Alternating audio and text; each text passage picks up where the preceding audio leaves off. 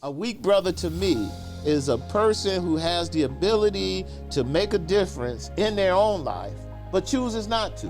A leader knows where to plug and play his partner to the places where they strong and take the back seat and be like, baby, handle that. Why I handle this? Because in relationships with black men, black women, or white men, it's a teamwork.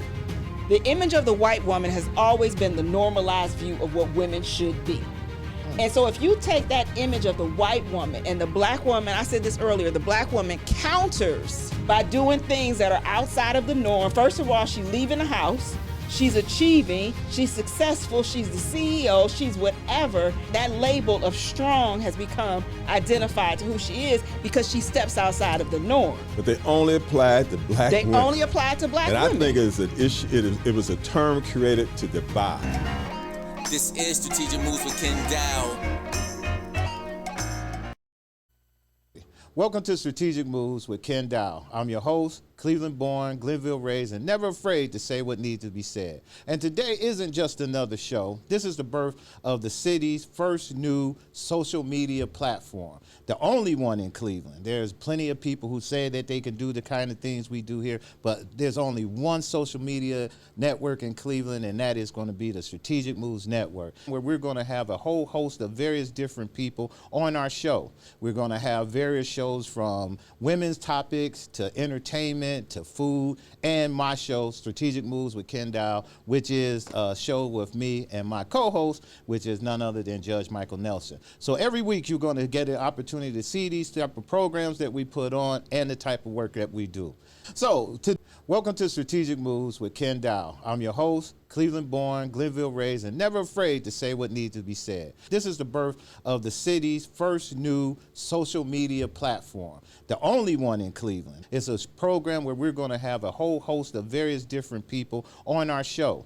We're going to have various shows from women's topics to entertainment to food, and my show, Strategic Moves with Kenn Dowell, which is a show with me and my co-host, which is none other than Judge Michael Nelson. So today I want everybody to sit back, relax, and we're going to have a little discussion about some of the things that our network is going to all be about. I'm going to start off by introducing our panel of people who are on part of to help make up this network. We have a show that comes on every Tuesday on WOVU 95.9 FM. It's called the Strategic Moves Radio Show with Kenn Dowell and Dr. Heather Burton. Every Tuesday we're on that program and we talk about art, culture, politics, and business and all kinds of things along that lines to keep the community in line with what's going on in our community and things of that nature.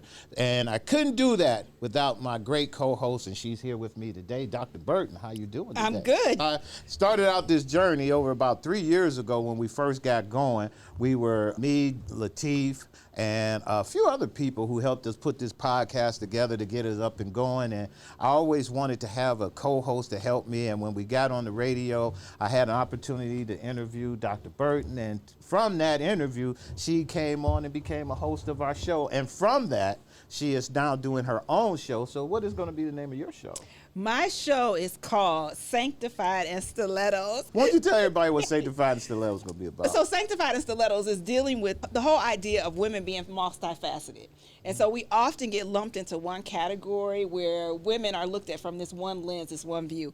And so typically when we think about stilettos usually get a bad rap because you think about stilettos, and stilettos are typically associated with prostitution or strippers. And so it's this idea of reclaiming and the idea of the saved folks reclaiming stilettos. And so we've got this whole idea of Sanctified and Stilettos. So we're talking about everything on that show. We're talking about radical resilience, how you turn your pain into passion, talking about media images, talking about the images of black women, talking about hair, talking about dating, talking about the church, talking about some of the things that the church has done to folks, specifically black women. And so there's just a host of subject matters that we'll be talking about.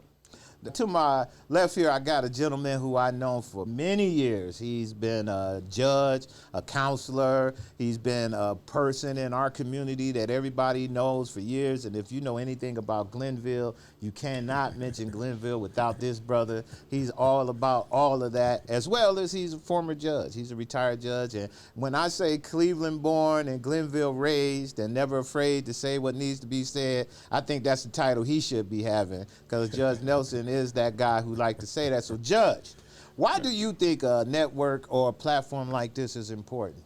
We need a platform where we can talk about things that are important to us, so we can get our perspective, the black community's perspective out. We have been identified, we have been interpreted. We need to issue and deliver our own interpretation of issues that are important to us.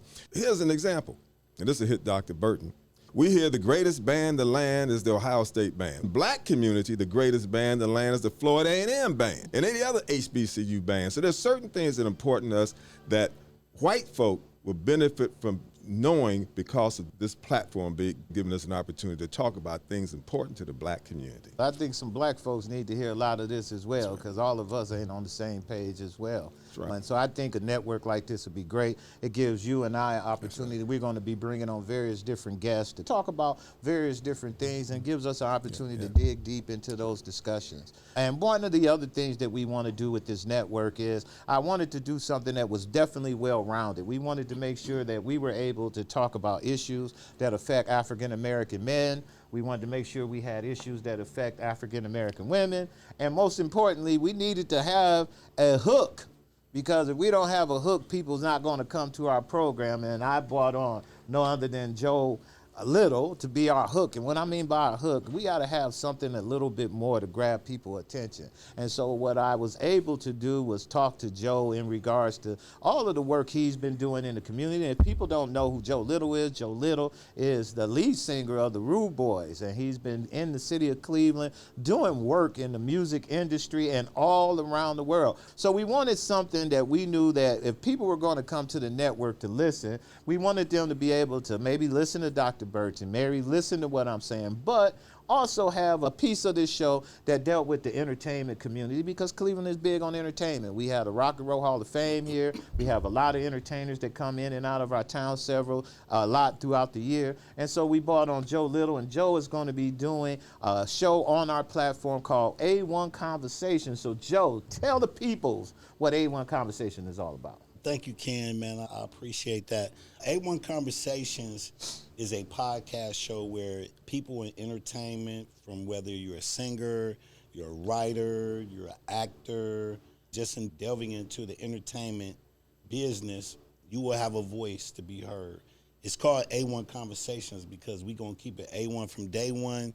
Very powerful, real, true stories. And we've shot a couple of episodes already, and we know how it get deep. And one of the questions that I ask my guests when they come on at the end is, the last question is, when you look in the mirror, who do you see and what do you see? And I want this show to be raw, real, and untapped. Nothing glazed over, no smoke, no mirrors, no nothing, just artists coming in, being able to bare their soul and tell the truth and tell their story to inspire our audience. All right. So let's talk about this Sanctified and Stilettos stuff, man. So success to me, and when I think about this for Sanctified and Stilettos, success to me would be a couple things. But number one, a consistent shoe sponsor. And that's the thing, is finding people who have stories. And when I think about that, so one of the things that's important to me is how faith guides life. And so having guests who really are centered in faith, but also, as Joe mentioned, are real. So authentic guests that don't mind speaking the truth and don't mind sharing their stories, whether it's the obstacles, the successes, but how we overcome that. And especially because there's this lens from a church perspective where the church has hurt many people, and it's hurt many women in particular. Church hurt. And it's also, like I shared with somebody, and when we talk about authentic and being real, one thing that church does, especially when it talks about women, is this whole concept and idea of sex. Is that, and these are some of the things we're going to talk about on the show, is that when it comes to sex, the church gives a certain view for how women are supposed to behave and how they're supposed to act. And so in that, women get married and a couple things happen. One, they've been so afraid of sex because it's you don't do it, it's wrong, it's this. And so when they get into a relationship, now they're so fearful that they can't do, they don't know what to do and how to handle that, or they go the complete opposite. I was about to say, And they wearing the stilettos. But just those authentic conversations that women deal with that we don't like to have, and especially that we don't have in the church. Wow. I am. So yes, I am Dr. Heather E. Burton. I am born and raised in Cleveland. My identities are that of a Christian black woman. And so everything that I do is around those identities, but I always say Christianity not shaped in white supremacy. And so I'm a follower of Jesus Christ, but I'm not a Christian as it's shaped in the white supremacy and patriarchy. That's not who I am. And so I have a bachelor's degree, 2 masters, a PhD, and a doctorate in ministry. And then I have 2 books now. One is Crimson Heights, which is a novel, and then there's I'm Single, So What, which came about from the question of people always asking, why are you single? And they say it like it's a problem. So my name is Joe Little III, a.k.a. Joey Beans with a Z. I'm the lead singer of 90s R&B group Rude Boys, most known for our smash single hit, Written All Over Your Face, which won Billboard Song of the Year in 91. I went on to get a Grammy Award by way of writing for the Temptations in 2001 for their album, which won Best Vocal Album. Alongside of that, I am an entrepreneur. I'm the owner and founder of Bean Joe Coffee since 2010. Just tell everybody, give them some background on who you are. I'm a Glenville High School graduate. In fact, I grew up in Glenville, went to school in Canada for a minute, came back in 11th grade, and we took Glenville High School over. I told my friends, I said, fellas, I've been gone a year, and we've fallen off the front page of the Glenville platform. So I came back to town, and my guys who I'd known since 1960, we all hooked up together again and made Glenville our home. Not only the neighborhood, but the school. And I'm a proud tar blooder. Then I went to Central State, graduated from Central State, came back to Cleveland as a school teacher during the days where the system was desegregating. And because of my civil rights activism at Central State, I knew that black teachers and administrators, when schools desegregated, would be the first ones fired. So I organized a teachers organization called the Alliance of Concerned Teachers, the Black Teachers Organization. And one of the first things we did as we organized was, and our drum roll right here, when the school system was mistreating black kids, we led a sit-in at the school board on December 6, 1979.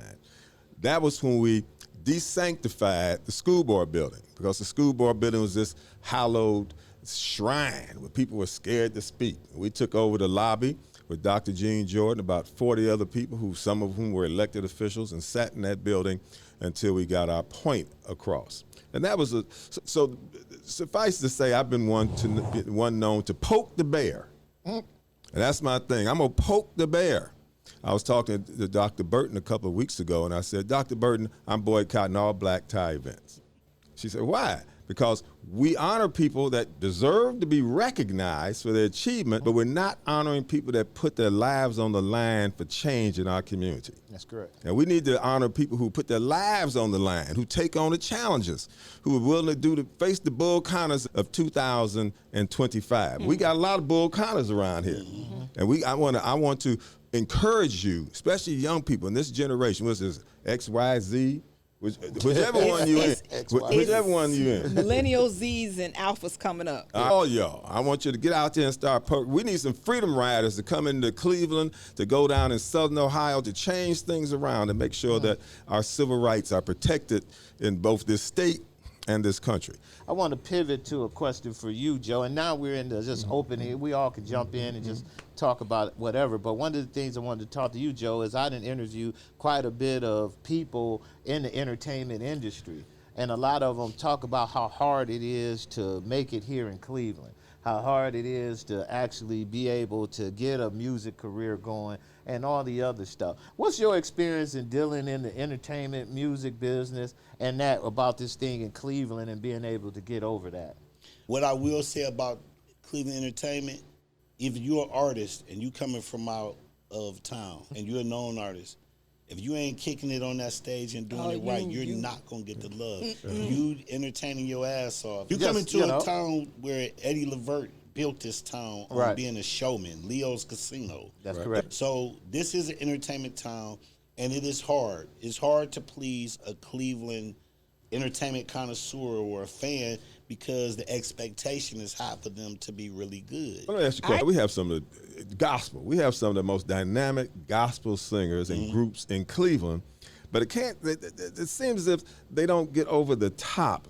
Nowadays it's different. You pay to play. And I'm not going to be real popular with the major labels and the radio stations, mainstream radio, but you have to pay, man. If you don't got no budget, and you ain't investing into your social networks with money, if you're not investing into the radio stations, making sure that you pay them, get your music played, if you're not investing money into the streaming platforms to be seen, then you're not going to be seen, because now the music business is independent. Okay. There's really no gatekeepers like it used to be. Now you have TikTok, where you can become an overnight sensation. You can start a dance or you can start a song, people will go for it, and then you got the whole world seeing you. The platform is different because now the world is your stage. If you on Instagram, TikTok, Twitter, Facebook, all the social networks doing your thing and people see you, you can blow up. You don't need to be discovered no more. The people discover you. Doctor, we're going to go on to you because we talked about something earlier. And it's your turn to get in the hot seat. And we were talking about earlier what makes a strong black woman. And we were on this thing. Yes, that's why you here, lady. We're going to talk about these black women. We're here today to talk a little bit about what makes a strong black woman. We were on the radio show earlier, and we were talking about the difference between some men look at the fact that when we say, hey, strong black woman, it seems to offend some African-American males from some of the conversations that you talked about. And I want to lead this up to these fellas because now I got my fellas with us. So let's talk about this strong black woman and what makes a strong black woman and your perspective in that conversation we had earlier. We talked about that, and you said that you talked to some brothers who felt that they didn't think they wanted a strong black woman. Yeah, so let's get all the preface in about this strong black woman. Yeah. And I'm looking across the cast today and looking across in what we have here. And so this is my norm. Okay. So my norm is being in the space where I'm the only woman or I'm the only black. Okay. That happens to me no matter where I go. In that mindset, with that definition of strong black woman that people have labeled, and this is what we talked about earlier, is this label of strong. And I think it gets a negative rap. Two things, because we put the label on black women as being strong, but what folks don't realize is when that label goes on a black woman as being strong, it wears that black woman out. Because then the expectation is everything that this woman does is she's strong. She don't need this support. She doesn't need that. She doesn't need this because she got it. She good at it. She can handle it. So we don't have to look out for her. And so I think it gives black women a negative rap also, but we talked about this earlier, Ken, is that connotation of strong black woman goes historically back. Black, yeah, it does go historically black too, but historically back in that black women were expected to carry the burden and the load, and especially when we talking about coming out of slavery, in slavery. And so all of this was put, like somebody said, Harriet Tubman. I said, yeah, but when did somebody say, Harriet, go on and rest your feet? Harriet, stop carrying the whole load of the community on your back. But the expectation was, Harriet strong. Harriet sure is strong. Look at her saving all the people. And look what that does.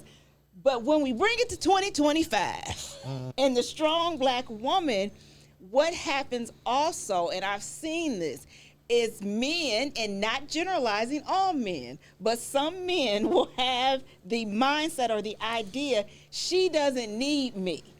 What can I do for her because she got everything going on, and it causes them to go opposite direction? Let me ask you a question. Who is it that determined?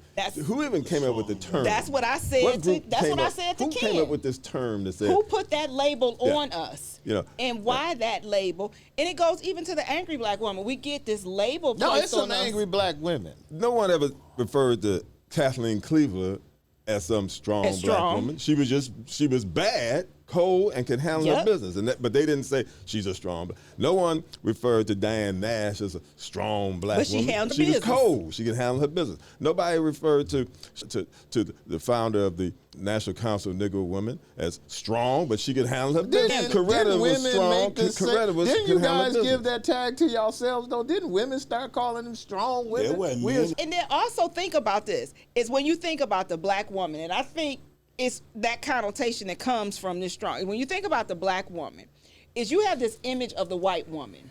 The image of the white woman has always been the normalized view of what women should be. And so if you take that image of the white woman and the black woman, I said this earlier, the black woman counters that image by doing things that are outside of the norm. First of all, she's leaving the house. She ain't no longer working in the house. She's achieving. She's successful. She's the CEO. She's whatever. Then that that label of strong has become identified to who she is because she steps outside of the norm. But they only applied to black They women. only apply to black and women. I think it's an issue. It was a term created to divide.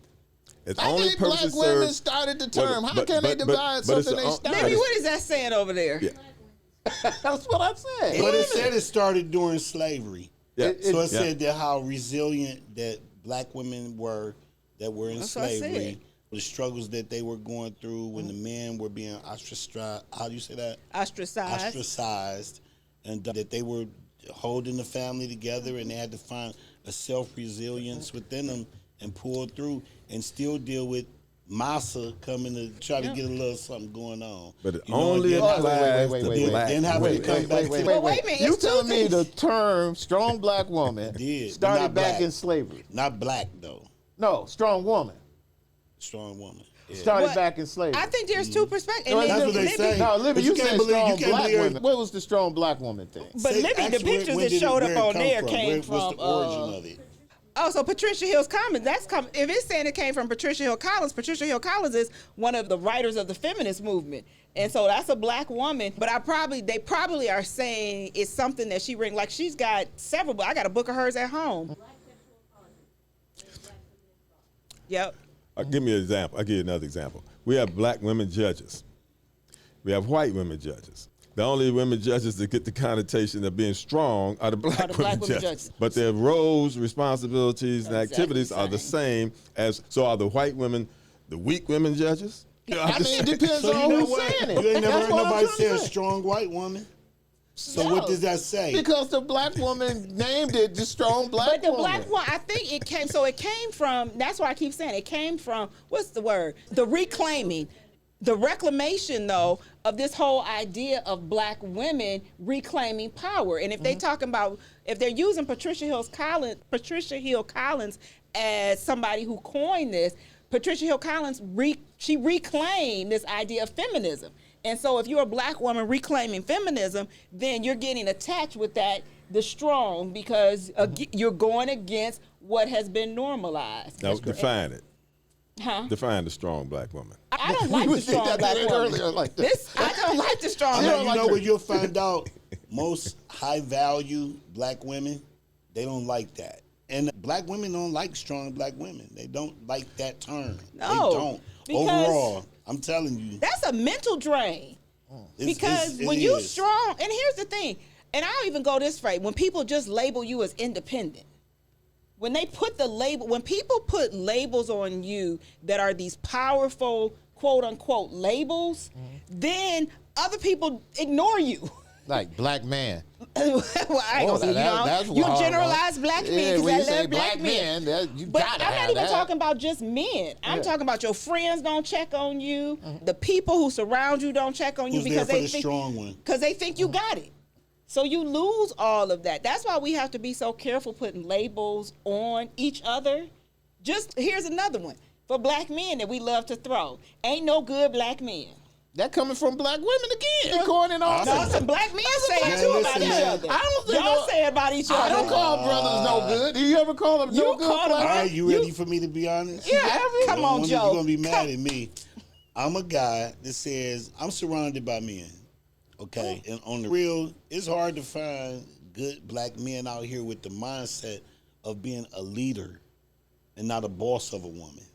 Okay, and I was just talking to somebody about that. You know what? I guess we put them on the right side of the room. Yeah, I'm on that side, bro. I'm sorry. There's a difference between being the head of the household, the leader, and this and that. A man is the protector. He should be the head of the household. But guess what a leader does know? A leader knows where to plug and play his partner. To the places where they strong and take the back seat and be like, baby, handle that. Why I handle this? Because in relationships with black men, black women, or white men, it's a teamwork.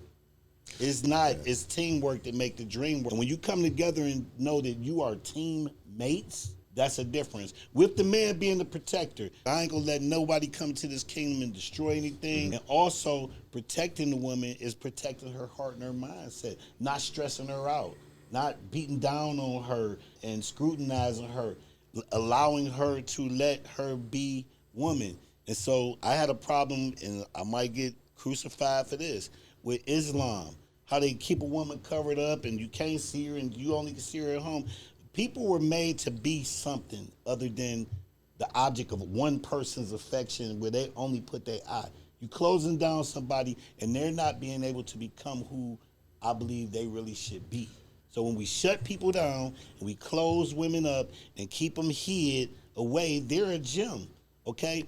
Let your woman go out and be all she could be and let her rock because it's going to help the team.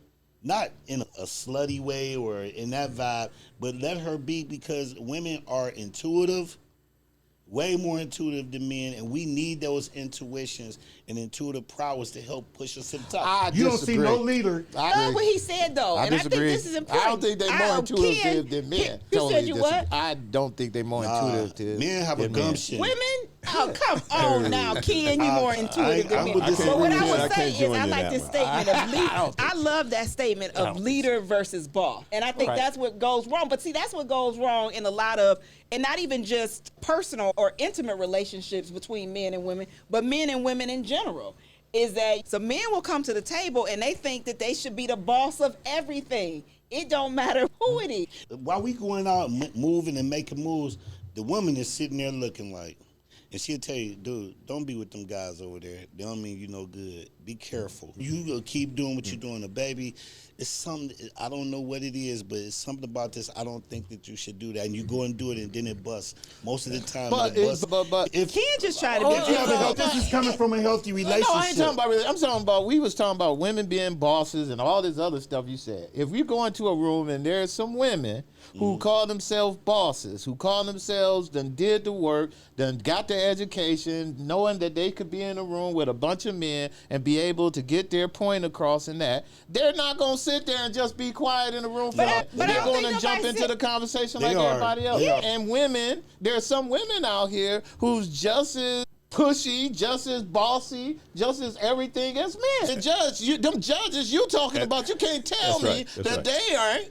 Every last one of them are. And here's how women come at men who will respond the way you saying we respond. You're arrogant. And correct. See, correct. The defense against black men is every time a black man steps to it, y'all done confused me in the conversation. I done got Sing to these women. I think it's necessary. Still trying to understand, Ken. Right. I'm trying to understand you in this perspective of women not being more intuitive. Yeah, that's crazy work, Ken. I don't know what you're talking about. Ken being the host. I'm just being a host. Yeah. With a hat on. With the hat on. Because if we was on the radio, Ken would be saying something different. He trolling. I'm just messing He gotta with be trolling. I think women are what they do, and I think women do a good job at what they do. But I also believe that men, black men, and I always say this, is that we get the raw deal out of it all. And in that statement I'm making is that I believe that most women, and what we were talking about earlier, when we talk about women and strong women and men who wants that, is how you bring those together. You got a man that you want to lead, but you also got a woman who believes she's a boss and she's strong. How you bring those two together to make it all work. Somebody has to be able to lean in and be the person who's going to lead. Yeah. And that's where we said it. So the question earlier when we asked was, you mentioned, you say you talked to a few men who said that they wasn't comfortable, I guess you say, dating what will be called a strong woman or something to that effect. And that's why we asked. I'm trying to remember exactly what I said. I think you said you interviewed or you talked to.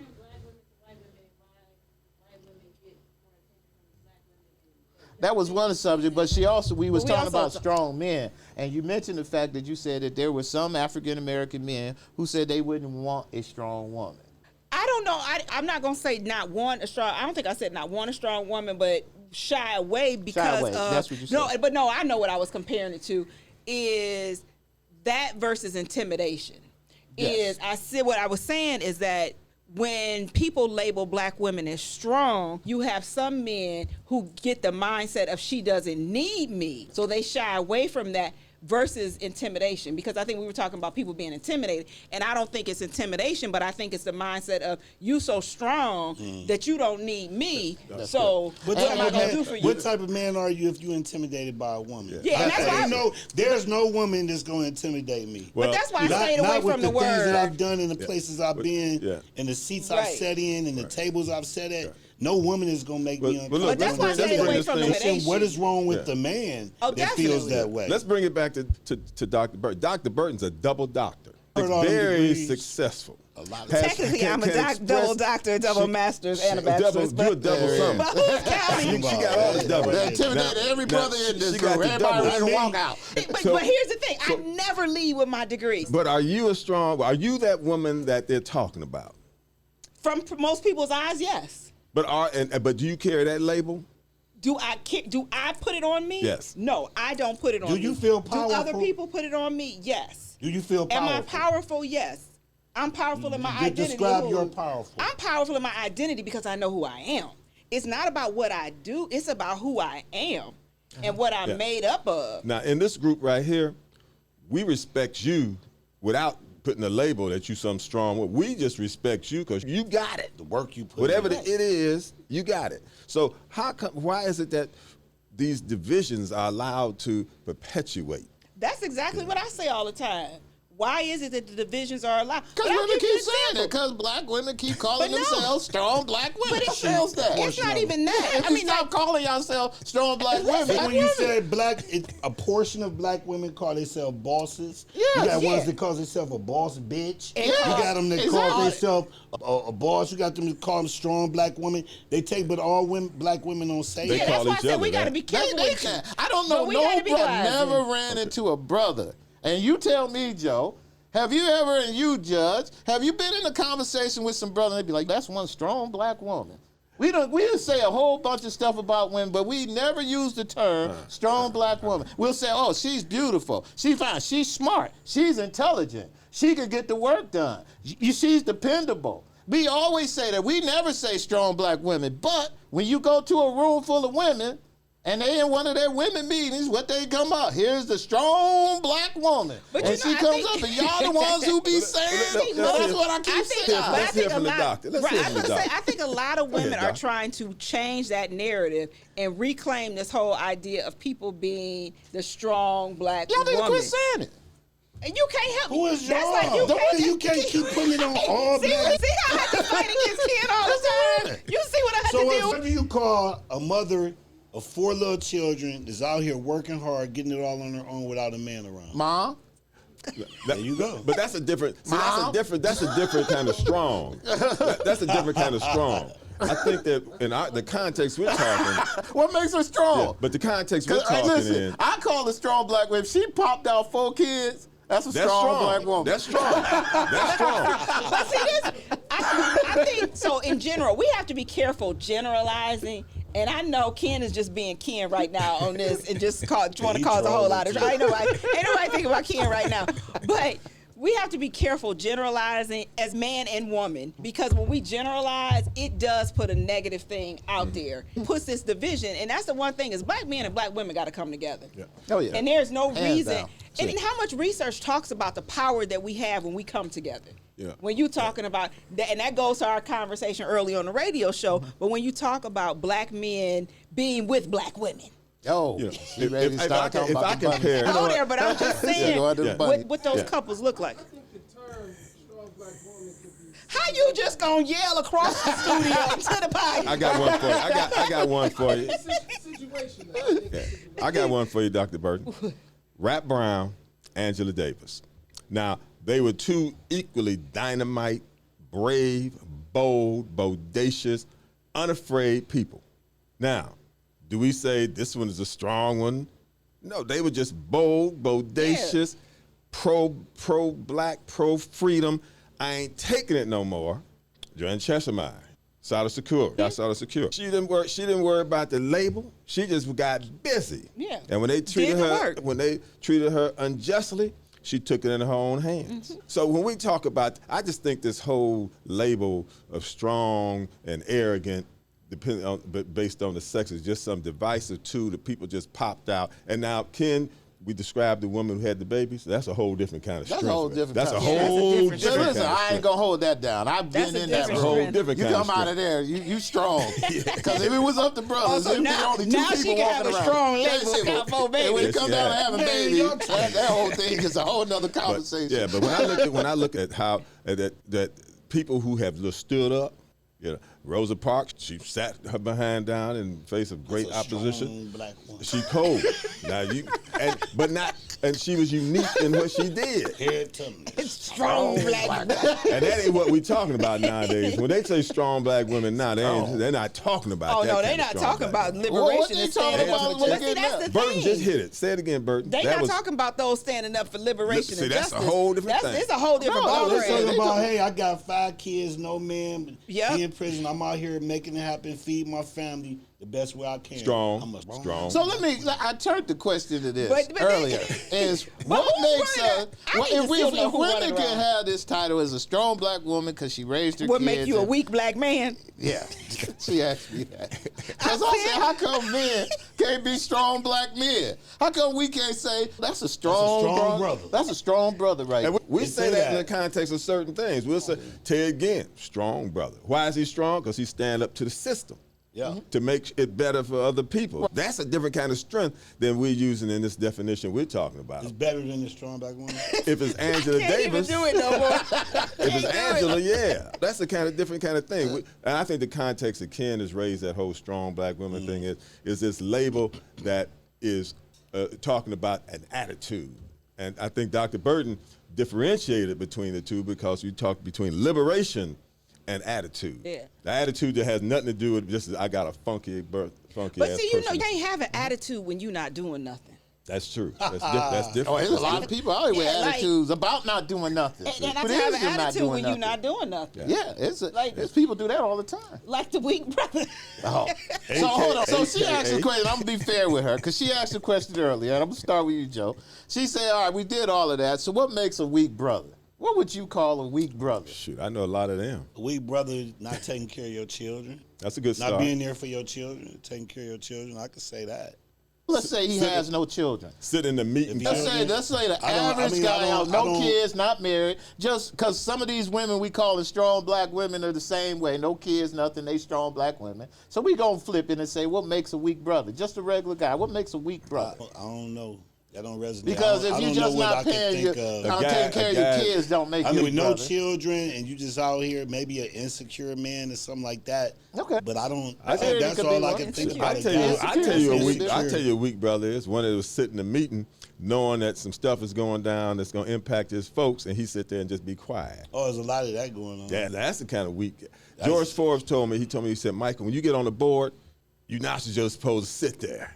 If you're on there, you're supposed to speak up on issues of importance. We got too many brothers and or sisters who just sit there. Was that go along? Glad get along? to be there. Go along to get along. I'll tell you a weak brother too. All right. Is that if we in a meeting and we dealing with issues of race Yeah. and discrimination, and I say something in the meeting, and then after the meeting you say to me, "I'm so glad you spoke up." Oh, That aggravates me to high heaven. I'm like, how you the Why you man and you didn't? supposed to be protecting me in Yeah. the meeting, and I'm the one that has to speak up? Oh, that aggravates me. That aggravates So we want to me. talk, Oh. and that happened to me on You- more I than heard one you talk occasion. about that. I heard you Yes, that talk has about happened to me on more than one occasion. I heard you And then a talk about brother it. comes up to me afterwards and says, "I'm so glad you spoke I up." can't stand it when But they you do know that. what? I believe that in moments of controversy or challenge, that women speak up louder and more upfront than men do. See, this why me and Joe don't Now, get along. now, I will agree with that now. Jasmine Right Crockett. now. Yeah. Jasmine Crockett. Yeah. We have black congressmen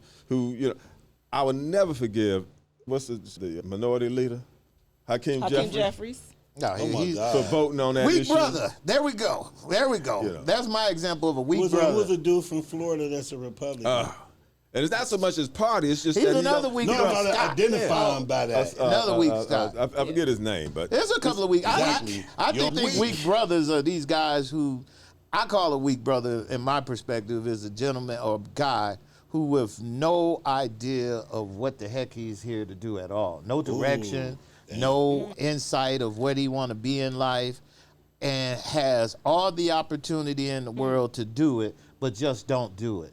I call that a weak guy, a guy who just really can't get it together. And there's a lot of people who said that I'm really trying to do it and I can't, but there's just way how too was they many. raised, though? How Were many, they- even were if they they, it's not a raised thing. It's because there's a lot of people out here who put adversities in their lives by not being raised by parents, being damn near homeless, being overcoming everything else to be able to get to the next level. A weak brother to me is a person who has the ability to make a difference in their own life, but chooses not to. I think that goes to- and that's that- just that's a generous. straight up, I think that straight goes- up I weak like brother. that. Yeah. Because there's a lot of them out there. There's the guys who, I can't find a job, but don't try Yeah, that's to. a weak person. The guy who comes out and Right. say, I've been looking to try to do better, but they're not doing any better.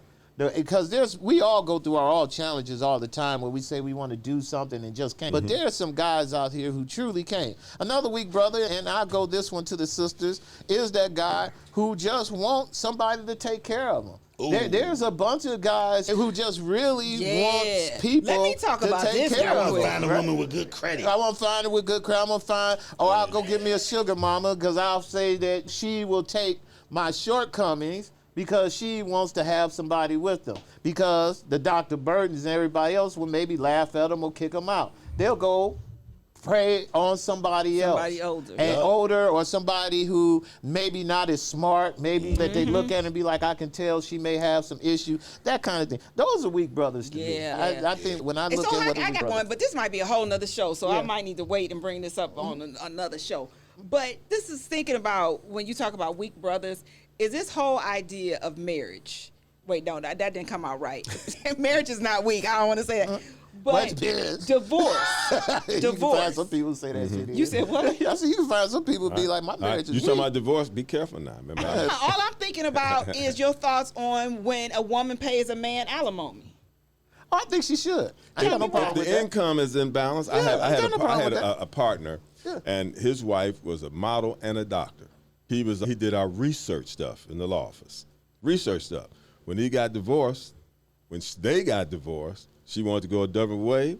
She paid big alimony because of the income disparity. He worked hard every day, but his income was a third of her income. Yeah. I understand the formula that's used. Yeah. But you just don't think women should pay So alimony? he can't be a strong black man and get out and make it happen without I her can't be a alimony? strong black Thank woman you, and Joe. pay your alimony like strong black women should do. So we can really say that's a real strong black woman. She paying her alimony. Well, she I paying know her at this child age, I'm support. like prenup. That's a strong black woman. I'll give you a plaque for them. I wonder now, like at 20, would I be thinking about a prenup? No, not at No. all. At this age and all that I had, yeah. You should. I would. That makes good sense. Yep. That makes good Because I ain't sense. giving you shiggity. No. But it goes both ways. You would want a brother to do that. It's always assumed that But the I brother wouldn't. have to, right?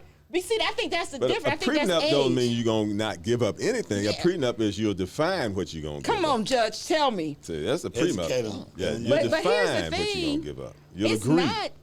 And I don't know. That's why I said it's a different mindset now that I am where I am now at this age versus where I was 20, 30. Heck, 40. Where I was. It's just a different mindset that my expectation wouldn't be unless we just building a whole lot in this short amount of life we got left. But which could happen that he would be even paying me alimony if we went our separate ways. Because I ain't about to stop what I'm doing, number one. A prenup in a situation where there's significant disparity, or then it is necessary. If I happen to marry a professional artist that was Grammy happening Award, now. 10 Candy times 10 Burris Grammys, and right? her Todd. husband. Yeah. And Todd. Yeah. I'm just a handsome I was guy. watching. I don't do that the whole time when they got together from the marriage on down. Mama Joyce, Mama Joyce told Marriage on down. If I'm just a handsome right. guy, and that's what I bring to the situation. You a 10-time Grammy winner with all kind of with millions, hundreds of millions of dollars. We wasn't equal coming in. We wasn't equal coming So in. you get the prenup. Yeah. Saves you some time, anguish, and aggravation. I agree. What's the famous quote? You wasn't in the gym shooting jump shots. Go the other way too. It goes the other way. Yeah. So you don't believe a man should pay alimony? Or a woman? I'm not saying I don't believe. I'm just saying I'm looking at the dynamics. And especially like even where I look at the alimony is one thing, but where you have shared parenting, shared custody, you 1 week on, you 1 week on, and then the woman is still paying child support.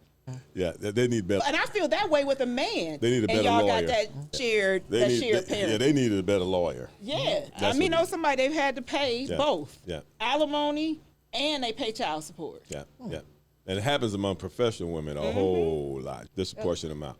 And it goes the other way too, but you need good lawyers before you get married. Yeah. And I look at it from both directions, fairness. Whether it's man or woman, when we talking about That's justice. when that emotion and the sex Yeah. and it's the bride and her white. You ain't nobody thinking about that. Old And they need to- Testament law, they got married the first time they had sex. Yeah. And we get into, told you this is what we're going to talk about on Sanctified and Okay. Stilettos, I got you. is that the reality is when we look biblically at marriage, But you got ain't too many places you find it. Yeah. But what you find is they consummate the marriage, which then makes them married. So now, would the church folks be happy that I said that? Probably not. But that's why I'm saying with certain views, it's just hard for me to categorically put it and where government attorneys get involved because we've lost the true concept of marriage. And I think if we walked into marriage with the idea of it being a covenant between man, woman, and God, we would view a whole lot of stuff differently. The whole world is going crazy now. All the things that were normal in the past, and when I say the past, normal like 30 years ago, ain't that far in the past, have gone berserk now. So we live in a whole different world where common sense, compassion, sympathy, empathy they can take them out the dictionary right now. We look at violence against kids, and it's okay. We look at people blowing up boats, and somebody, okay, no big deal. They was hanging off the boat, I killed them. Yeah.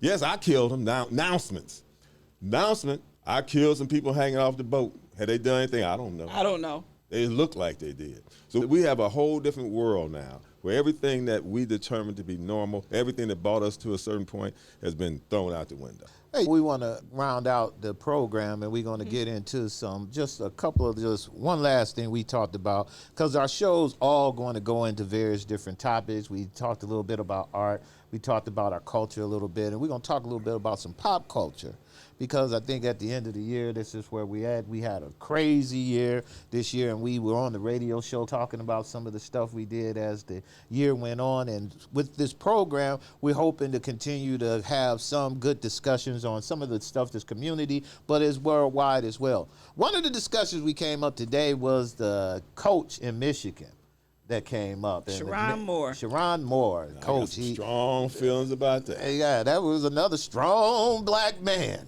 out there doing his thing out there in Michigan. What was the show topic? Doing smart things. No, it was called "When Smart You Can't Be Smart and Stupid at the Same Time." And here's an example of somebody being smart and stupid at the same time. Coach Moore, with him leaving Michigan, and I thought it was all because he lost the football game. But apparently it was all because of his relationship with the Snow Bunny.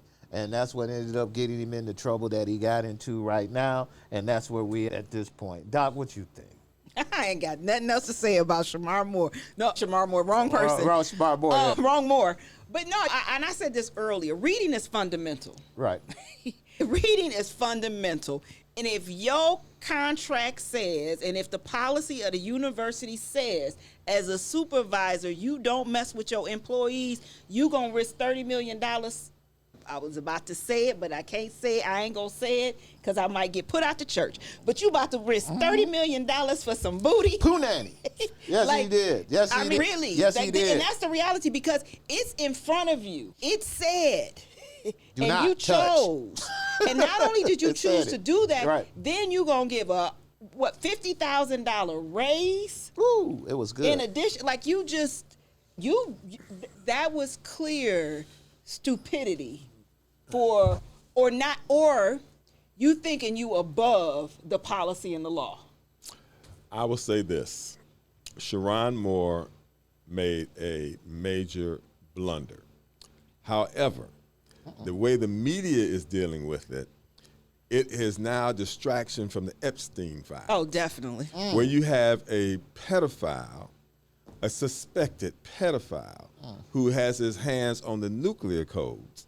And then we have a man who had an affair, even though it was an affair with a person that was where the power balance was off. You have a person in the White House who paid $88 million for defamation and sexual abuse to Jean Carroll, and that does not receive the same attention that this black football coach, whose impact on the world is de minimis compared to whoever is going to be in those files. But the files already been exposed. It ain't nothing. Wait a minute, hold on. But no. Yeah, and we don't know who stole some stuff. We don't know who knocked everything out. It's Yeah, all they they did. did. But that's the point. But that's the point. I'm making. That's the point that he's making. Is that this is what always happens. Is how do we detract from other issues by focus on this? But I also go back though that one of the reasons he's so in the media is because it was a white woman. Well, that may be true. Yeah, I would not dispute that. That's 100% why it's But in Trump, there, right? and he's a black man. But then I go here. The Ohio State, the congressman from Ohio, who is a wrestling coach at Ohio State, You talking about- who He is should've been in the aware, FC Right. of sexual abuse Right. against wrestlers, gets elected to Congress, and he has not paid the price. They just deposed him this summer, and he's not paid a price. He's not That's paid correct. a price. That's correct. Whereas his coach immediately was dismissed, and he's not going to pass a single law. He's not chairing a committee that impacts our day-to-day lives.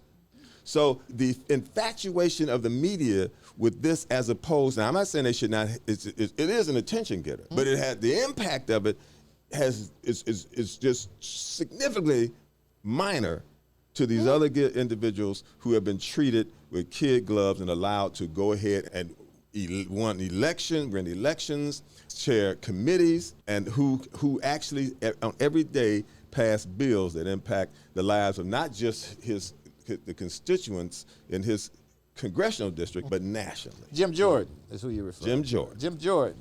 And he's another one. Jim Jordan was on that list. We talked about people at the end of this year who just basically we call smart people doing stupid things. And no doubt, Jim Jordan made that list. We said that our coach from Michigan definitely made the list. He's following, as I told him, the steps and the other people such as Shannon Sharp, Sharp who effect. did the same thing. Shannon Sharp messed around with a young snow bunny, got himself caught out Better there stay in your again, generation. doing the same thing. It's not the snow bunny effect is one thing, but the thing with those guys is the fact that they're older men who decided to mess with these younger girls. The young I girls, think that was let's right. be realistic.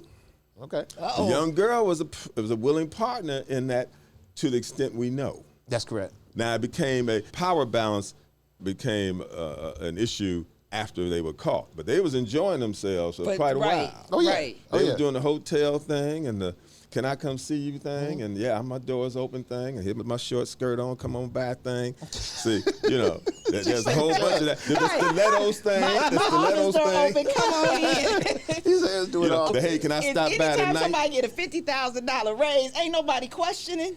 His sanity may need his sanity. It may have been, brother. Maybe you need to take a deep breath first, Right. and step back for a minute and see Maybe if you really, a $10,000 raise, a $15,000, but a see if raise. it's worth it. And he made it. He might have thought it was worth it. Y'all all sitting up Yeah, there that's acting like another that. thing. He might have thought it was worth He made it- $50,000. Apparently he did. He thought it was. He He made a said that conscious- is $50,000 worth. But Give I'm her- just saying- Give that girl a raise. When you think about this from a business Give that mind, girl a raise. when you think about this from a business perspective, when you think about this just as a supervisor, He could have got some other. You- He didn't have to do that. They all Dr. killing me, Burton. man. They all killing Dr. me. Burton, you was in academia, and we hung around with politicians. Other people are doing it. I'm not saying it's not being done. It's a thing. It is a real thing. From Bill Clinton and Monica. Right. I could tell you many of my colleagues who was messing with folks up in their offices. It's a real thing. Don't tell them, no. Don't tell them. I ain't going to tell on none of them. But the issue, your secrets are safe with me. But the issue that I have is realistically, just as a supervisor, you give a $50,000 pay increase. Now, maybe it was a title change. Maybe it was a whole bunch more responsibilities. Maybe it was just good. It's good. But I know when I had to write up raises, It was worth $50,000. when you have to write up raises and that type of jump, woo. And he gave her a new title. She went from whatever she was to, and it has to be a serious whatever it new was. title. Look, brothers, Yeah, it was. That was a serious title brothers that change. are out there in that dynamic, look, go to Rudy's tonight. Find you somebody at Rudy's. brothers, we keep telling y'all, leave them alone. But and here's what we talked about earlier about that conversation with them, is that, and we're going to round this subject out, is that we talked about the difference, and reason why I kept throwing out the snow bunny effect and that kind of thing is because we really talked about the fact of the intentional of how white women finish high school, do what they do. Their intention is to go to college and get an education, but it's also there to go find a man. Find a husband. And find a husband. Tiger Woods And married they do every that. bartender he came into contact with. Tiger Woods was something else, man. There's Every something wrong. blind bartender he met. He's another one who's been on that list. But that's But our goal is with these white women, and that is that black women, as Doctor would say, are there to go to school with the intention of, hey, I Being got to go to successful. school and be successful and be able to move forward. I want to be the boss. I got one want to for be you. that where the white woman We may not go to taught school, to go to and do school to something find a different. husband. I got one Ain't for nobody you. saying you better go to college and find you a husband. That's right. No. Nobody's saying. That's right. And I gave this to Ken earlier. Did you? Is that one of the differences when we talk about women, specifically white women and black women, and I hear this from my male friends, is white women a lot of times are easy. Now, what does that mean? Easy means, what do you need? I'm going to do this for not you. easy, but more. Yeah, I was about to say Easy too, But they're right? easy too. They might be easy too. But they're easy in terms of I'm gonna do this for you. Where they say this is from them is that black women. I use this example. Ken, It's, get it. it's like somebody's gonna tell birthday. it- Is that they say, Listen to it. say for example, it's Ken's birthday. The white woman like, happy birthday, Ken. What you need, Ken? I got this for you. The black woman, happy birthday, Ken. I gotta go do it. And we And I use sit that. next to her, asking her, hey, you know it's my birthday. She's, I know it's your birthday. I know it's your And the birthday. white girl come by and be like, hey, Ken, it's your birthday. I'll be like, yeah, hey, I got something for you. And I'll be like, oh, now okay. explain And that's that. what happens Explain all the that. time. Let me Explain tell you that how. difference. Let me tell you how this came about. Where I watched this was my godson, and my godson in its suburban district. I won't put my godson or in the district on blast since I got 3. Nobody know which one I'm talking about. But my godson, and I watched how the white girls did him Okay. compared to the black girls. And now tell me why. Why did they do- Why the difference? Why is the black woman and in your analogy, why is there more affectionate response by the white woman to the black guy? Because the than white black woman, if we go from a black historical women. lens, come on, Judge. If we go I'm from telling- the white women, the black man is like the forbidden fruit. And so if a white woman can get a black man to get that forbidden fruit, she like, yes. So wait a minute. So y'all ain't interested in no black forbidden fruit? We Not inter- you. I'm talking about the other one. Black women? Yes. Yeah, they're interested, but they don't, I'm saying black women are interested in black men. I'm not saying that they're not interested, but what tends to happen, and that analogy isn't that. It's the analogy of some black men feel that black women have too much attitude compared to white women. That was that analogy. I think there was a But survey I'm- that was- said that most- that is true. Most black women that I know Yeah. want them a black man. You find very few black women who don't want a black man. What tends to happen is that they've tried for so long that then they open themselves up to other races. Okay, let me hear that. And Ken, I know you're trying to wrap Go this ahead. up. Here's my question to you, Dr. Burton. Get on the hot We spot. have a lot of young Can you sit black next to me? athletes who have relationships with young their white counterparts in school. You went to Ohio State. I did. There The are- Ohio State University. There are a number of black athletes who probably attended with you and there were black women there, you and other black women there. Why did they choose? And I ain't telling people who they should like, but why did those black athletes, to such a significant proportion, decide that they wanted a relationship with a white female as opposed to the black female? I don't know, because they wasn't my friends that was black athletes chose black women. Okay. And I'm being transparent. Yeah. Because the black athletes that I know, we hung out at the Black Cultural Center, and they got them black women. Okay. So I can't speak on the ones who didn't, who... Is it just that the national media or the media in general, just because of it being a interracial relationship, pumps that out? Yeah, I think I so. think that's happening now. I think so. Yeah. But then Yeah. also, now we also have to think about this, except HBCUs. But statistically, at most predominantly white institutions, the average rate of black people at these schools is anywhere from 3 to 10%. So the average is 10. When I was at Ohio State, most people thought that it was a bunch of black people, but we were only 3% of Ohio State. And so there is always a larger population of them versus us. So athletes had their pick. And I said this earlier, white women chased them down. They made it accessible. And so when you've got numbers, statistically, you've got this many Right. to this many. You pointed out something else important too, because I guess I use Ohio State, but let's expand it. The percentage of blacks, women, and men at these PWIs is so small that it may just be a natural relationship that evolves because of that's who's there. And if you think about the classroom space, like for me, I was intentional at Ohio State. So I spent I worked in the Black Cultural Center. I stayed in the Black Cultural Center. I was a member of the greatest sorority around. And so I had no choice. I was around black people. But on average, all of my classes, it wasn't many of us in my classes. When I was in law school, It might have been one or two. Yeah. So when you think about yeah. that, network-wise, Yeah. and if you were an athlete, you were already popular. Yeah. And so network. I was a single man in law school, and I dated a white woman. And the reason we didn't You dated a white? Let me tell you what happened. Get the heck Let outta me here, tell you why the Judge. relationship. Let me When tell did you why that the relationship did not. Let me tell you why it didn't go anywhere. Because she couldn't You go. took her home? I said you can't go up into the Delta Ball. Oh, no. And then No, that it ended ended. that right It there. just ended. I said I can't take you. I'm sorry. He a Kappa. He knew he shouldn't have been doing that in the first I place. said I can't take you. I can't even imagine. When I say dating, it was only about 8 black women. So None of them were good enough. But they were taken. Most of them okay. were taken. Lauren Moore was there. She was married to right, I got so you. it was a small group. But I said, yeah, you can't go with me to the Delta Ball. I can't. I said, no. Matter of fact, the relationship. This is the ceiling.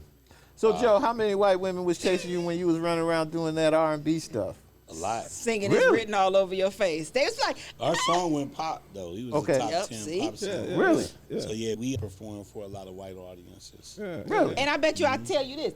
It was intentional that you didn't go that way. I ain't gonna put you How on you know blast. what I did? That's why I just said I ain't gonna put you on blast. But I told Ken earlier that to avoid that, you have to be intentional because it's thrown at you.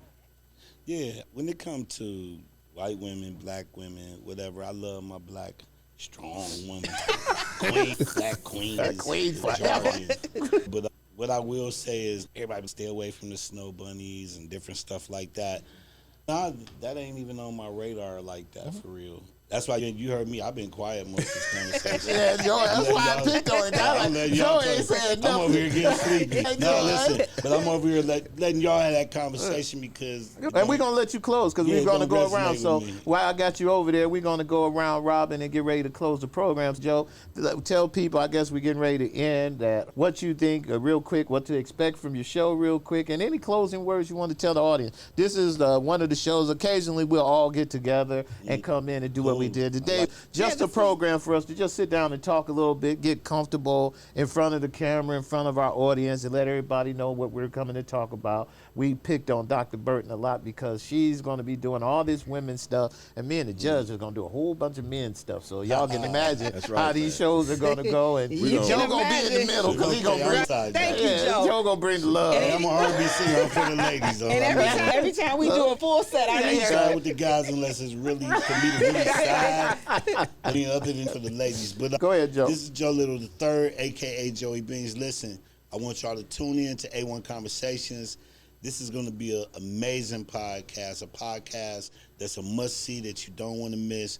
We're going to have high-impact entertainers, athletes, just people of the arts, and just people out here, entrepreneurs, people that's out here trying to make good for themselves. And so I want you to tune in. We are on Instagram at A1 Conversations, and then with the Strategic Moves Network, you can also find us on YouTube, and it's going down. So what I will say is find out who you are, be that, and be willing and open to grow. That's what you're here on this earth for, to find out what your assignments in life are, to find out what you know you're meant for, to find out what your purposes are. It's a must that you find out who you are. And before you leave this earth, leave no stone unturned, the positive stones. Dr. Burton, what you have to say for the peoples? Yeah, for the peoples, make sure you all join Dr. Heather E. Burton on Sanctified and Stilettos, where save intersects with sexy, and where we delve into conversations that are fearless, that deal in faith and femininity. And always keep in mind your grace moments. What are those things that add positive light and positive energy and a positive just overall well-being to your life? And we're going to have some great conversations. Yeah. Judge, you got something you want to say to people? Tune in to the Strategic Moves when I'm on with Ken, because there's no telling what we gonna get into. Yeah, we gonna have a we gonna be poking the bear. Yeah, man, y'all be poking the We bear. gonna be hitting it hard. That's right. And what we hope to accomplish is to make you think. Yes. Make you think and understand the possibilities that can be achieved by you. All right, look forward to you tuning in. All right? Yes, sir. Okay. All right, I want to thank everybody again for coming on to our program. This is Strategic Moves with Kenn Dowell podcast. Dr. Heather Burton is going to do Sanctified and Stilettos. Make sure you tune in and check that out. Check out Joe Little on A1 Conversations on the Strategic Moves Network. You're going to catch me, Dr. and Judge Nelson on the WOVU 95.9 Strategic Moves radio show. Every Tuesday, we're live on all our podcasts, on all our platforms, Instagram, Facebook, YouTube, TikTok, LinkedIn. We on every platform out there, and you can catch us on the audio tracks as well. This is a platform, as we say, that we're going to talk about various different discussions. We had some fun today just to sit back and check out our new studio. People who don't know, we got a brand new studio that we're moving into. We got brand new looks that we're going to have. And as we start to pull these podcasts together, we believe it'll be something that this city hasn't had before, and we're hoping to grow. So we're starting out with these programs right now, and we're looking to get more. So if you'd like to be a part of what we're doing, you can go to our website. We got a new email address. It's CLE Best Pod, and that's where you can go. It's CLEBestPodcast@gmail.com. CLEBestPodcast@gmail.com. That's where you can leave your information if you want to talk to us about coming on the show. If you got some ideas we should talk about, or you got a comment that you want us to read or something like that about any of our shows, that's with Joe Little's show, Dr. Burton's show, and my show, just go ahead and leave us a comment on our email, and we'll make sure we get back with y'all. Until next week, I want you to remember, the next move is on us. So we'll see you guys soon. Peace. That's it. Happy holidays. Happy holidays. Yes. Thanks, guys. Ain't That this was airing it. after the Hey, holidays? stay right here, y'all. Yeah. Could you get a picture for me? Oh yeah, you can share it with us, Yeah, Joe. you can share it with us, Joe. Latif took 1,000 pictures. He sure did. But I Latif know, don't be, but I want. Latif I'm not don't be waiting on passing Latif to nothing get out. Latif That's what don't share his Latif- piece. I'm not waiting for his. There you go. Okay. wanna Where get you want to all do the that? cameras. All Here? right. We got the. Watch I got here to or go. out there? I got to go. We're going to do one real quick. Right here? Right here? Okay. Okay. It's 6 o'clock. You want us to stand up and do it? Okay. All right, we'll Okay. get this one, Wait. then we'll do the Okay. one standing up. Can you get me without the thing hanging down? Okay. Yeah, my picture is the set. I like the whole set. The whole, yep. Who got Libby, video of us doing the his podcast? landscape, They too. got There you go. various videos like behind the scenes. That way you get everybody for them. Oh, sorry. All right. Man, Joe, I remember Ohio, man, Look, Lakeside. this one's- Okay. Let's see if we want to get one in this light right here. Standing up. I knew you was somebody by looking at that out. All right, y'all, let's get tight. Norman James. I can't be seen better. Oh, no, go this way, this way. This strong black woman. I radiate. Oh, man. Dog. No, that's definitely the episode, not the title. That was our show this You afternoon. gotta get you a t-shirt. You know what, and I'm going to try to You know I got a T-shirt that actually says "I'm proud to be angry." I'm proud to be sure angry. did. What is my? We got to figure out how to shoot my shoes. They're going to do that actually.